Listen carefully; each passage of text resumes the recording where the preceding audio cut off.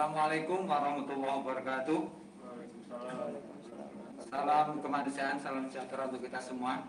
Untuk bahwa sore hari ini Cerita Relawan bekerjasama dengan MAN 1 Ponorogo, SMKN 1 Jenangan, SMK PGRI 1 Ponorogo, SMK Kesehatan Bina Karya Medika Ponorogo, dan juga MAN 2 Ponorogo, kita mengadakan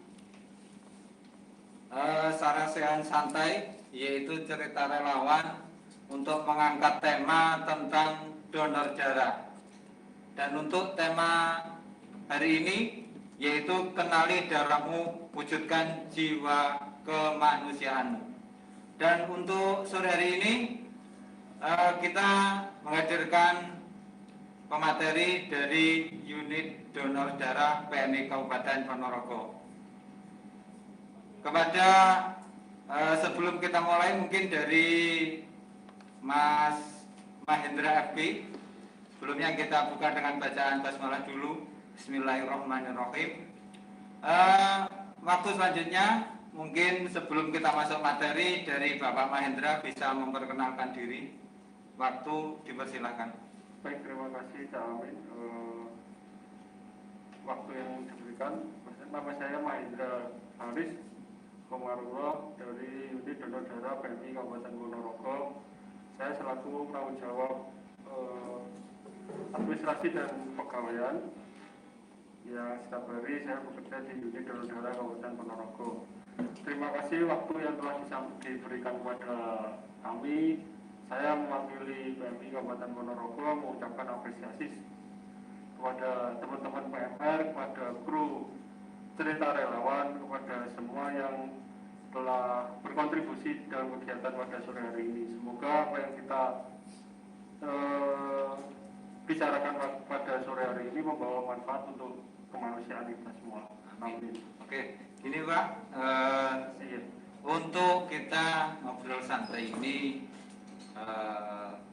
sebenarnya kalau menurut Bapak ini, kita akan mengangkat tema kenali darahmu untuk mewujudkan jiwa kemanusiaanmu. Jadi untuk menurut Bapak, kayak saya melihat di masyarakat bahwa darah itu salah satu hal yang paling pokok bagi kita untuk kehidupan kita. Karena tanpa darah kita tidak akan ada kehidupan. Iya. Itu seperti apa Pak? Sebenarnya yang paling mendasar bahwasanya kita harus mengenali darah kita. Yang paling pokok bahwasanya setiap manusia, setiap orang atau setiap human harus tahu bahwasanya paling mendasar adalah golongan darahnya masing-masing. Entah itu A, entah itu B, entah AB, entah O, kita harus tahu karena itu paling mendasar dari apa yang harus kita tahu dari tentang diri darah kita. Di luar banyak sekali yang saya temui dari pemeriksaan yang sering dilakukan di unit donor darah. Dari 70% mereka sudah tahu, tapi 30% mereka tidak tahu tentang golongan darahnya yang spesifik seperti apa. Contoh kasus akhir-akhir ini terjadi banyaknya yang muncul permintaan darah dengan resus negatif. Berdasarkan riset daripada komunitas resus negatif Indonesia, kita punya 1% di Indonesia yang memiliki resus negatif.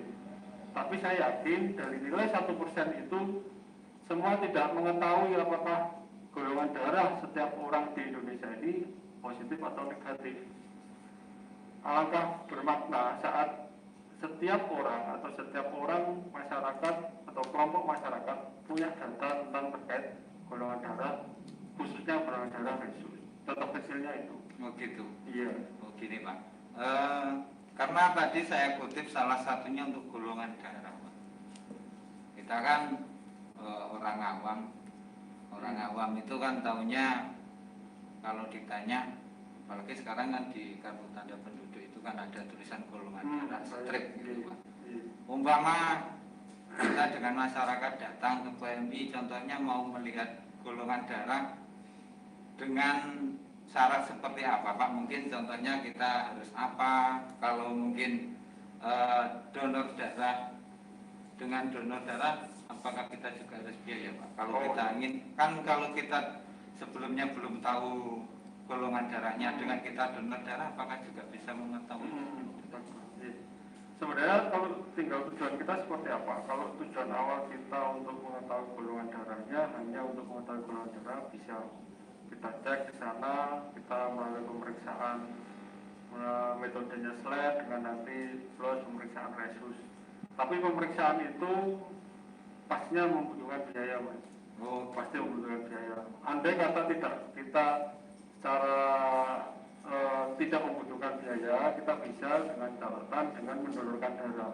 Oh, dengan mendonorkan darah kita tidak tanpa biaya semuanya. Berarti Iya. digratiskan. Dari situ nanti kita akan periksa paling mendasar nanti cek golongan darah, kita cek tekanan darahnya, kita cek kadar hemoglobinnya, seperti itu. Jadi kalau yang saya lihat, nah tadi Bapak cerita, wah enak ini kita donor darah tanpa biaya, terus kita tahu golongan darah kita. Terus syarat untuk donor darah itu ada apa? Syarat donor darah mudah sekali. Sebenarnya teman-teman dari PMR sudah banyak yang tahu ya syaratnya apa. Sudah tahu? Ya, Oke. di browsing di Google juga ada. Tapi perlu saya sampaikan supaya untuk kita mereview lagi untuk syarat-syarat golongan darah, syarat-syarat donor darah. Satu, usia minimal 17 tahun.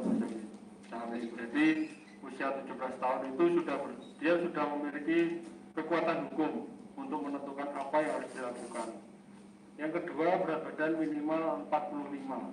45. Ini pengaruhnya Bapak. Kalau umpama kita berat badan kita tidak ada 45, 40, tapi kita sehat itu boleh nggak Pak? Tidak boleh, karena item pemeriksaan seleksi, misal satu tidak memasuki syarat, otomatis gugur untuk semuanya Pak Amin. Oh gitu. Iya, jadi semua item seleksi awal harus memiliki standar yang sudah dibekukan. Jadi semua harus masuk di seleksi awal itu. Karena itu seleksi awal itu berpengaruh pada produk darah yang kita hasilkan. Oh, ke produk. Yang kedua, untuk keamanannya pendonor. Jadi ya asal-asalan saya berani donor terus kita ambil, ternyata ada item-item yang dilewati. Itu tidak boleh. Sebelumnya harus ada inform consent yang harus diisi tentang penyakit-penyakit yang mungkin pernah diderita atau gejala-gejala yang muncul saat sebelum si pendonor melakukan donor darah. Nah, untuk waktunya Pak, umpama kita 1 bulan, setelah itu kita donor lagi gitu boleh nggak? Oh tidak boleh. Jadi semua ada regulasinya, semua ada aturannya. Itu pengaruhnya dia apa Pak? Andaikan kita 1 bulan terus donor lagi gitu Pak? Oke. Perlu saya sampaikan bahwasanya untuk donor minimal 2,5 bulan. Oh 2,5 Iya. bulan. Andai kata sebelum waktu itu sudah ada, saya pengen donor lagi. Ya mohon maaf, kualitas darahnya kemungkinan belum memasuki syarat yang kita butuhkan. Oh gitu. Yang kedua, yang sangat berbahaya nanti apabila si pendonor dengan kondisi masih pemulihan, masih membutuhkan sel darah baru, terus kita sudah ambil lagi, sangat berbahaya sekali. Gitu. Jadi kita untuk juga selain kita menjadi pahlawan juga berpengaruh pada diri kita. Iya. Jangan sampai jadi pahlawan setelah itu jadi gotongan ya Pak. Iya. Jadi saya rasa Karena kita saking semangatnya, ada beberapa teman-teman bahkan saking semangatnya dia nggak sadar setelah diambil darahnya kok tahu-tahu kok digotongan Pak. makanya saya penting sekali mengenali darah. Dengan donor minimal kita 2,5 bulan tadi kita sudah bisa mengecek kesehatan kita. Selama rentan 2,5 bulan. Banyak dari masyarakat yang sebenarnya mereka kurang paham tentang kesehatan. Perlu saya ceritakan Pak sedikit ya. Saya pernah menghadiri seminar di Kota Semarang yang mendatangkan pembicara itu dari Swiss. Dari Swiss. Di Swiss itu mereka sudah melakukan pemeriksaan chip yang ditanam di denyut palpasinya, di dekat palpasinya. Itu Gitu. sudah dipasang chipnya, chip itu sudah terkoneksi dengan rumah sakit. Istimewa ini. Jadi dengan dicek sini sudah Iya, bisa melihat sampai ke tapi sana. itu digunakan kepada pasien-pasien yang memiliki riwayat penyakit jantung. Dari mulai dia start chip itu sudah dikoneksikan, semua kegiatan kondisi kesehatannya sudah terpantau di rumah sakit. Istimewa ini yang baru saya tahu seperti itu. Jadi makanya betapa penting kita mengenali kesehatan kita sedini mungkin. Walaupun kita masih muda, masih sehat, tapi tidak bisa kita hiraukan gejala yang muncul sekecil apapun. Oh, gitu. Iya. Ya, sebelum kita masuk materi, sekali lagi kami ucapkan selamat datang untuk teman-teman dari PMR MAN 1 Ponorogo. Sudah hadir ya? Dari SMK 1 Jenangan, dari SMK PGRI 1 Ponorogo, SMK Kesehatan Bina Karya Medika, dan juga MAN 2 Ponorogo. Kasih aplaus untuk semuanya. Jadi untuk hari ini kita ingin mengupas tuntas. Jadi intinya kita belajar mengenali darah kita. Kenali darahmu untuk wujudkan jiwa kemanusiaanmu. Jadi tadi kita sudah ngobrol tentang donor darah seperti apa, terus syarat-syaratnya donor darah seperti apa. Mungkin session berikutnya kita akan mengangkat manfaat, karena dengan kita mengetahui seperti apa donor darah itu, terus syarat-syarat yang harus kita penuhi, karena tidak serta-merta yang penting kita datang ke lokasi terus kita harus, karena kita juga salah satunya kita harus sehat, terus rentang waktu juga harus dijaga. Mungkin manfaat Pak, karena kita dengan donor darah salah satunya tadi apa Pak? Apa sirkulasi atau apa kita? Iya, banyak manfaat sekali untuk donor darah. Minimal kita tadi mengenali karakteristik kesehatan kita setiap 2,5 bulan, mulai kecenderungan kadar hemoglobin kita, kecenderungan tekanan darah kita, golongan darah kita, sampai nanti pada hasil pemeriksaan itu. Semuanya terkumpul jadi satu. Untuk manfaat donor darah paling mendasar adalah mencegah risiko penyakit jantung. Karena secara tidak langsung saat proses pengambilan darah, lemak dalam darah ikut larut, dan nanti dari PMI yang memproses semuanya, mana yang dari produk-produk darah itu yang kita manfaatkan untuk transfusi. Maka dari itu salah satu yang paling penting itu. Yang kedua Pak Amin, upaya awal untuk pemeriksaan penyakit menular lewat darah seperti HIV, sipilis, hepatitis B, hepatitis C. Itu sangat penting karena akhir-akhir ini menurut tren juga dari pengamatan teman kita statistik di UTD donor darah, bahwasanya setiap tahunnya peningkatan pemeriksaan untuk yang reaktif, diduga reaktif itu semakin meningkat. Oh gitu. Cuma kita belum bisa menyimpulkan secara fix karena itu hanya upaya awal dan dugaan awal. Jadi bukan ranah kita untuk memeriksa secara detail di sisi itu Pak. Minimal dengan donor kita sudah ada warning awal. Jadi sudah ada misal nanti ketemu hasil-hasil dari upaya kita hanya untuk mewujudkan nanti misalnya ada pengobatan di situasi seperti itu. Bukan kita mengejar yang donor berarti terlihat kita punya benda. Tapi begitu muncul awal sudah bisa kita identifikasi, sudah bisa kita upayakan untuk pengobatan. Gitu. Nanti kita berikan konseling informasi pada dokter yang berkompeten di bidang tersebut. Intinya kita bisa mengetahui secara dini kita punya penyakit apa gitu Pak. Iya. Oh gitu. Perlu saya sampaikan untuk sore hari ini kita live streaming atau siaran langsung ini ada di 4 channel. Yang pertama Facebook UDD PMI Kap Ponorogo. Yang kedua Facebook Cerita Relawan.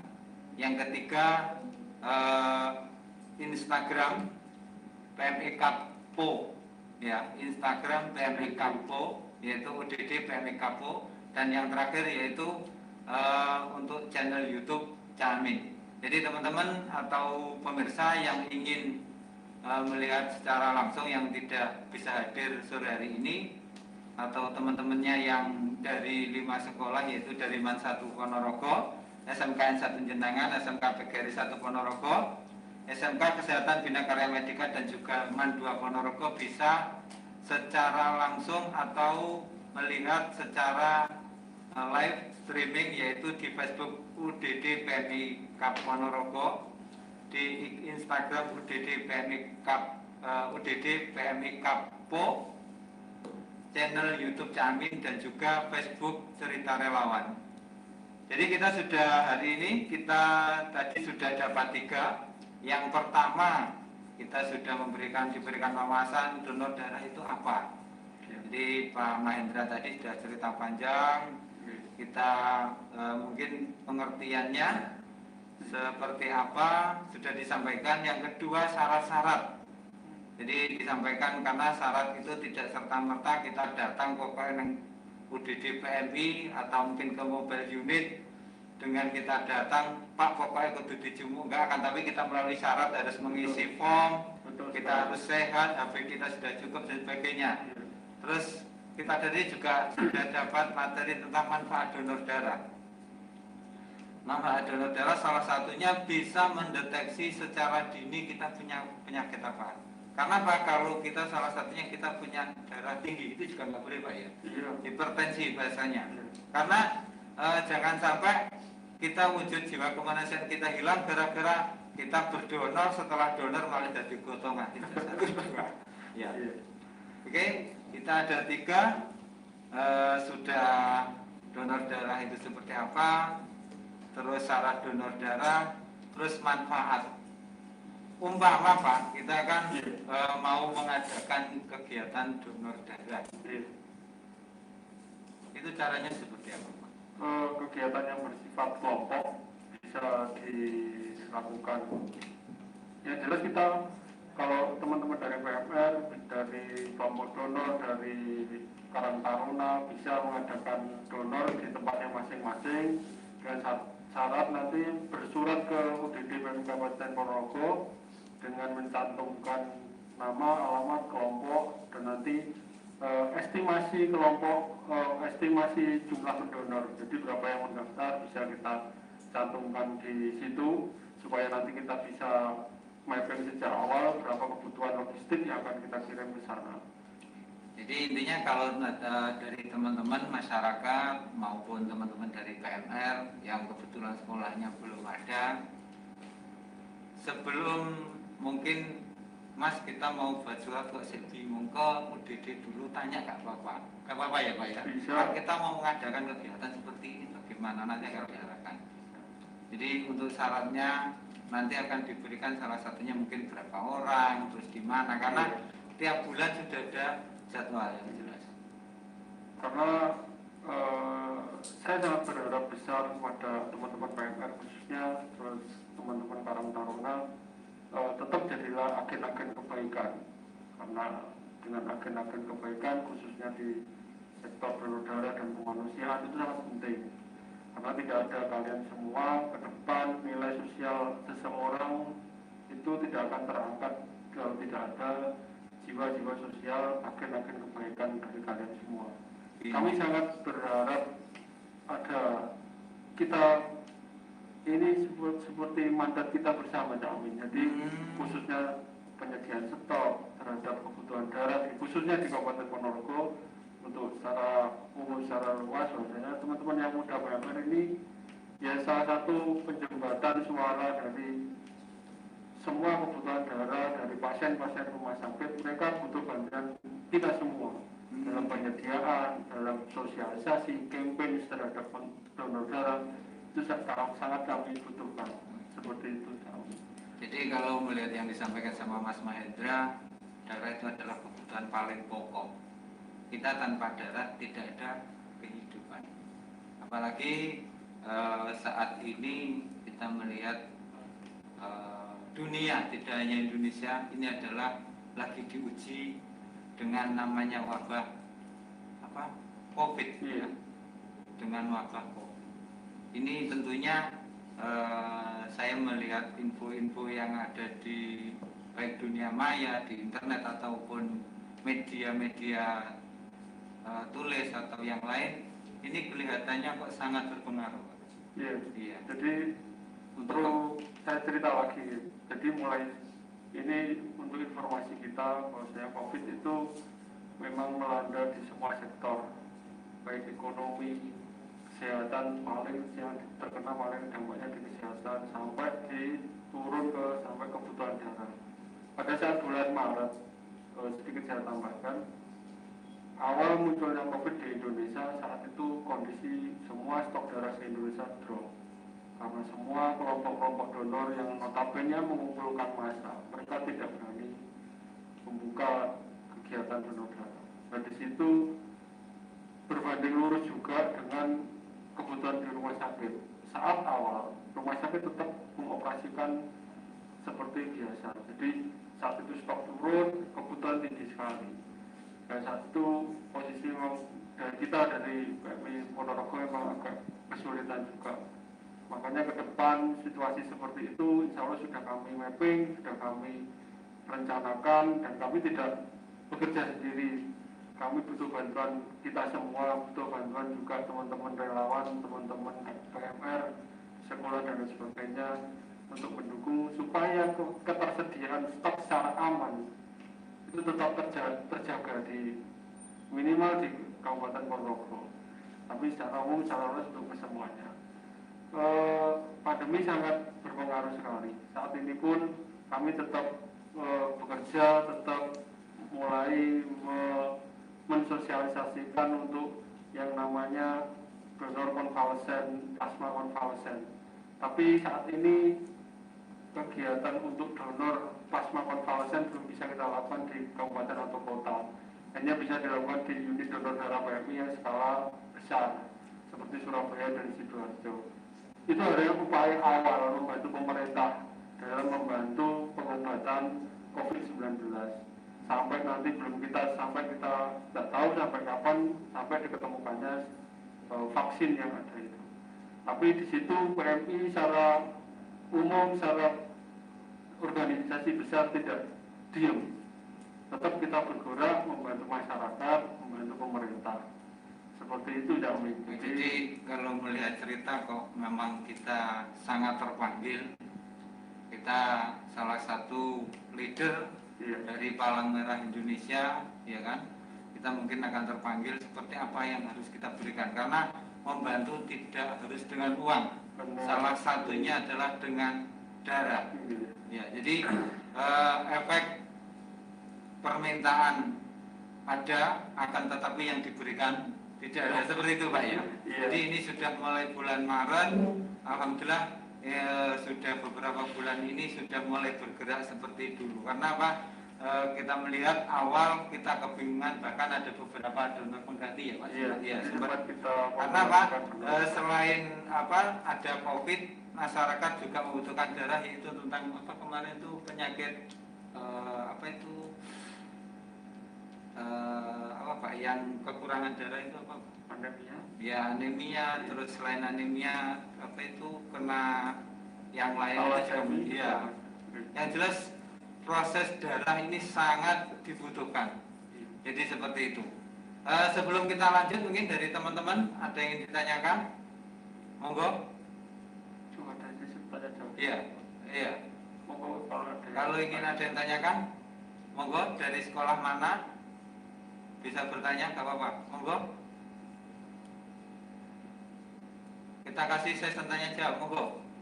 Biar kita tidak terlalu apa, kita santai dulu. Ya, iya. Ya nggak apa-apa. Iya. Nggak apa-apa Mas, monggo. Dari mana? Berdiri nggak apa-apa. Ditanyakan nggak apa-apa.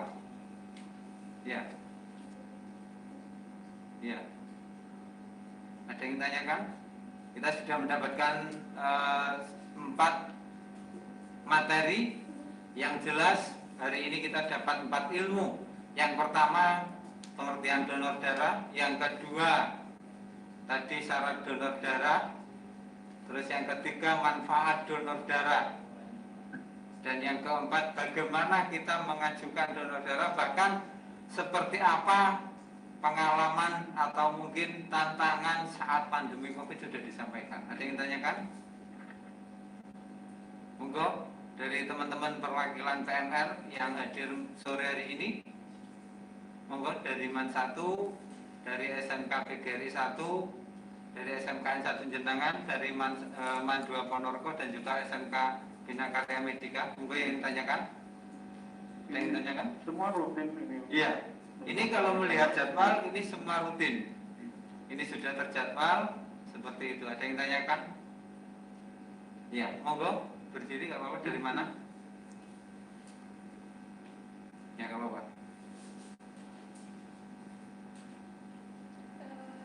Perkenalkan, saya Nurliza Nubitasari dari SMK PGRI 1 Ponorogo. Mau tanya, ini kan pandemi, terus cara donor darahnya itu ada khusus Oh iya. Oh gitu. Oh iya, pandemi. Oke, berarti seperti apa andaikan mau donor? Ada lagi?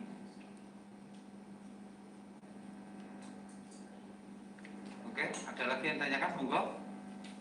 Assalamualaikum warahmatullahi wabarakatuh. Waalaikumsalam warahmatullahi wabarakatuh. Perkenalkan, nama saya Fidian Blisan dari PMR Wiraman 1 Ponorogo. Oke. Izin bertanya, apa yang dimaksud dengan donor darah plasma yang hanya bisa dilakukan di Kota Surabaya dan Sidoarjo? Oke, berarti donor darah plasma. Ya, terima kasih. Oke, ada lagi? Yang pertama tadi, bagaimana atau syarat apa yang harus dipenuhi apabila donor darah saat pandemi? Nah, mungkin ada perbedaan atau tidak. Jadi saat pandemi seperti apa? Terus yang kedua, untuk donor darah plasma. Cukup dua? Ada yang tanyakan lagi? Sementara dua dulu ya. Oke, ini ada dua Pak. Jadi bagaimana atau tata cara donor darah saat pandemi COVID-19 ini? Ya, jadi satu, pandemi donor darah saat pandemi. Jadi kita dari UDD PMI Kabupaten Ponorogo menyiapkan satu pemeriksaan suhu. Paling mendasar sih pemeriksaan suhu. Setiap memasuki ruangan pasti kita cek suhu. Yang kedua, setiap pendonor diwajibkan mengisi inform consent. Inform consent beda tambahan, jadi form consent tambahan yang bersifat riwayat dalam 14 hari terakhir. Apakah ada bepergian di tempat yang notabene dalam zona hitam atau merah. Terus yang kedua, apa terpapar dengan keluarga atau teman atau saudara yang terkena COVID-19 seperti itu. Nanti kalau sudah lolos dari situ di inform consent tidak ada, baru kita tetap masuk ke standar awal pemeriksaan inform consent donor darah. Jadi tetap cuma ada perilaku awal adanya pemeriksaan inform consent untuk bepergian, terus aktivitas terakhir selama 14 hari terakhir tersebut. Yang kedua, untuk donor plasma aferesis konvalesen. Jadi kenapa donor plasma itu masih di Sidoarjo, saat ini dari Surabaya? Karena keterbatasan alat kita, Mas. Jadi untuk alat proses pembuatan konvalesen harus menggunakan alat yang namanya aferesis, donor darah aferesis. Sistemnya jadi seseorang dimasukkan sebuah alat, nanti langsung terpisah antara komponen sel darah merah dengan plasma, dengan trombositnya sudah terpisah masing-masing. Nah, itu masih dilakukan dalam kota-kota besar karena di situ ada standar-standar yang harus dipenuhi. Jadi konvalesen, plasma konvalesen kan standarnya yang diambil adalah pasien yang pasca dinyatakan reaktif COVID-19. Nah, standar-standar itu. Sedangkan di daerah saya rasa masih belum karena angka COVID-nya belum setinggi di kota besar. Kita hanya menyiapkan protokol awal persiapan untuk pendonornya. Jadi contoh kasus begini, misal di Ponorogo ada yang minta plasma konvalesen. Kita hanya menyiapkan pendonornya. Pendonornya kita bawa ke tempat Sidoarjo dan Surabaya untuk diambil darahnya secara aferesis. Baru nanti darah itu untuk transfusi upaya pengobatan COVID-19. Tapi biasanya di kota besar seperti Sidoarjo, Surabaya sudah menyediakan plasma konvalesen untuk COVID-19. Nah, itu supaya perlu diketahui bukan obat ya. Ini hanya upaya untuk membangun sistem antibodi untuk pasien COVID-19. Seperti itu. Jadi sangat tidak semua orang bisa donor darah plasma kalau gitu lihat. Iya, jadi syarat seperti kan sebenarnya yang dianu kan pasca reaktif dia diambil plasmanya untuk diambil antibodi COVID-nya baru dimasukkan ke dalam pasien. Seperti gitu. Jadi itu sebagai upaya membantu proses penyembuhan. Jadi bukan obat, saya tekankan lagi itu bukan obat, tapi upaya membantu proses penyembuhan untuk pasien COVID-19. Gitu. Jadi yang membedakan antara donor darah biasa dengan plasma, kalau plasma lebih diutamakan untuk orang yang terkena COVID-19 seperti itu. Jadi untuk syarat antara sebelum pandemi dengan saat pandemi yang jelas ada form yang harus diisi. Jadi intinya seperti itu yang saya kutip. Intinya kalau biasanya kita tidak ada tambahan form, kalau saat pandemi kita mungkin pernah bepergian, terus suhu tubuh kita seperti apa. Kalau dari suhu tubuh atau mungkin form itu yang akan menentukan layak dan tidaknya untuk donor seperti itu. Ya. Ada lagi yang ditanyakan? Oke, monggo dari. Perkenalkan, nama saya Jika Drasedi, saya dari SMK Landra SMK Jakarta. Iya. Tadi yang disebutkan oleh Kak Mahendra kan tadi di Swiss ada beberapa orang yang itu nantinya didapatnya energi. Itu bisa dijelaskan lagi. Oh ya tadi ya. Itu Kalau bisa berapa diorang banyak, apakah itu bisa diciptakan di Indonesia? oh gitu. Iya. Sekian. Oke. Jadi yang saya cerita tadi kan bisa saya ada undangan seminar di Semarang, bahwasanya pembicaranya itu seorang profesor dari Indonesia, tapi beliau tinggal di Swiss. Dia itu membuat riset dengan timnya di Swiss dengan orang-orang sana, bahwasanya ingin mengetahui mengenali kesehatan setiap orang yang notabene sudah dikategorikan jantung, dia sudah jantung, dipasang chip di kakinya. Itu masih berupa seperti riset, belum diproduksi secara besar.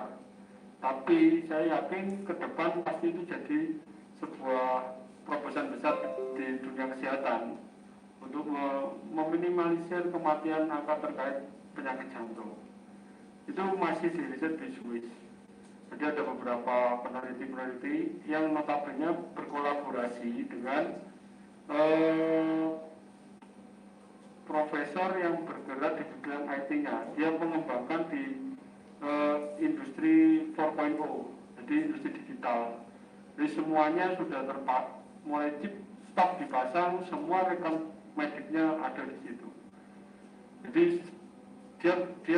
beliau membicarakan, andai kata si pasien mengalami kondisi kolaps saat jantung kolaps, di rumah sakit sudah ada alarm khusus yang dalam berapa menit ambulans sudah datang. Itu saya rasa menarik, cuma mungkin pembiayaan juga luar biasa besar karena menggandengkan antara manusia dengan sistem teknologi canggih seperti itu. Ya, monggo masuk. Kalau misalnya chipnya diberikan di tadi itu apakah juga berdampak pada kesehatannya? Nah, yang saat kemarin kami terima itu hanya riset awal, Mas. Jadi adapun kendala, namanya riset kan tidak bisa dalam 1-2 bulan, pasti kan bersifat tahunan. Sekarang dipasang, nanti 3 bulan ke depan ada reaksi apa enggak seperti itu. Saat itu beliau menyampaikan seperti itu.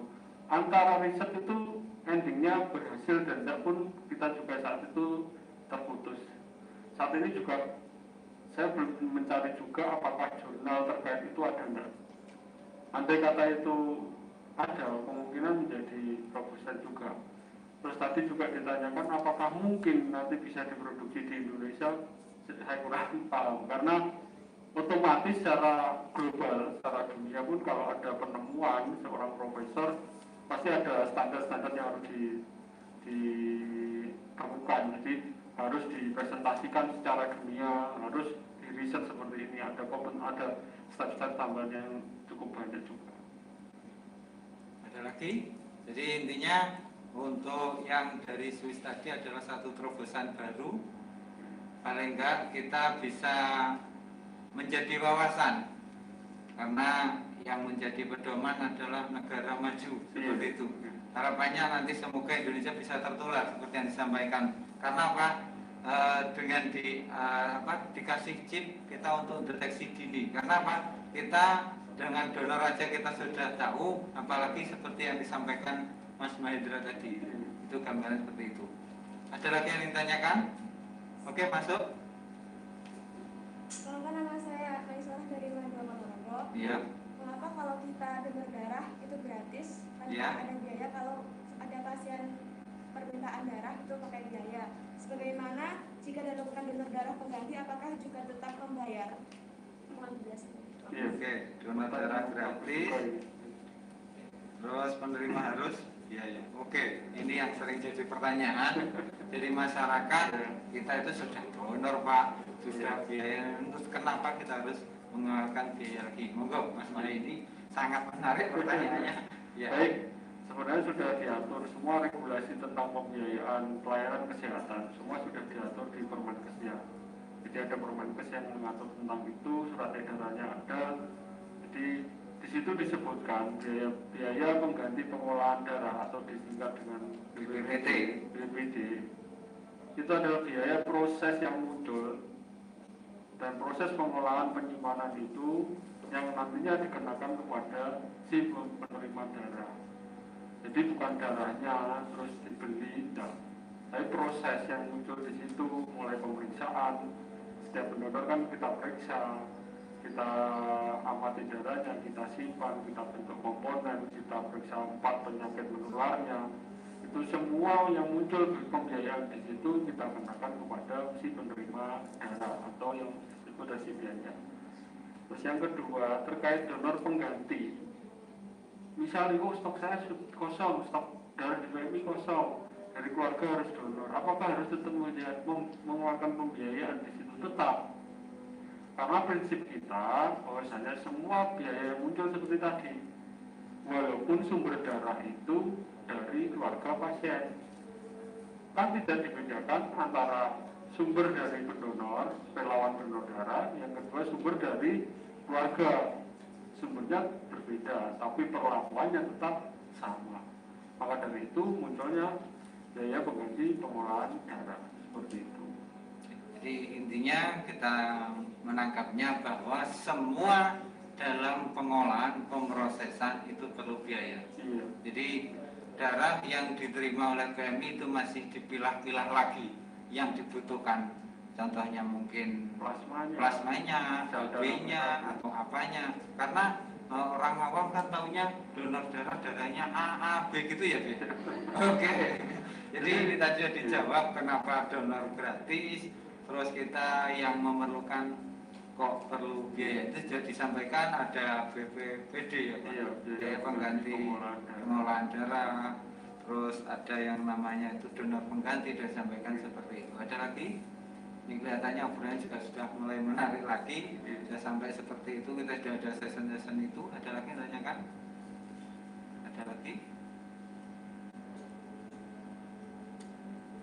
Ada yang tanyakan? Oke, perlu saya sampaikan sekali lagi untuk live streaming atau secara langsung ini ada di 4 channel. Yang pertama YouTube Caamin, yang kedua Instagram PMI Kapo atau UDD PMI Kabupaten Ponorogo, yaitu ada di @PMI Kapo. Selanjutnya Facebook Cerita Relawan dan juga Facebook UDD PMI Kap Ponorogo. Gitu. Jadi kalau mungkin yang tidak bisa berkenan hadir, rekan-rekannya bisa disampaikan untuk channel yang sudah kita tayangkan sore hari ini. Ada lagi yang ditanyakan? Ya. Sekali lagi acara sore hari ini kerjasama dari Cerita Relawan, yaitu dengan MAN 1 Ponorogo, MAN 2 Ponorogo, SMK Kesehatan Bina Karya Medika, SMK PGRI 1 Ponorogo, dan juga SMKN 1 Jenangan. Ya. Ada lagi yang tanyakan? Cukup, kita closing Pak. Mungkin untuk sebagai motivasi teman-teman, gambarannya seperti apa kalau kita tadi sudah memenuhi syarat, kita sudah paham donor darah, terus manfaatnya, terus sebagai motivasi atau gambaran andaikan kita donor darah, kita mendapat apa dan bagaimana untuk teman-teman disampaikan ke sekolahnya masing-masing Pak. Iya. Terima kasih. Bahwasanya saya tetap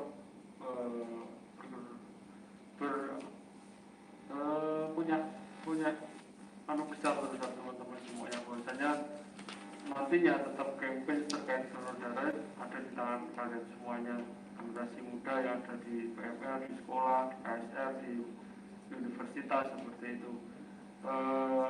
Terkait ke depan, saya rasa jangan sampai kita yang muda ini, yang melek tentang teknologi, yang tahu tentang semua informasi yang masuk, bahkan sampai informasi yang hoax pun kadang kita terima, tapi tentang informasi kemanusiaan tentang donor darah tidak tersalurkan dengan baik dan benar. Maka dari itu kami berharap dari BMI Kabupaten Ponorogo, kalian semua, teman-teman, saudara kita dari keluarga besar BMI Kabupaten Ponorogo sangat berterima kasih atas kontribusi kalian semua, tetap mengamankan donor darah, bahwa donor darah itu sangat penting. Terus yang kedua, bahwasanya andai kata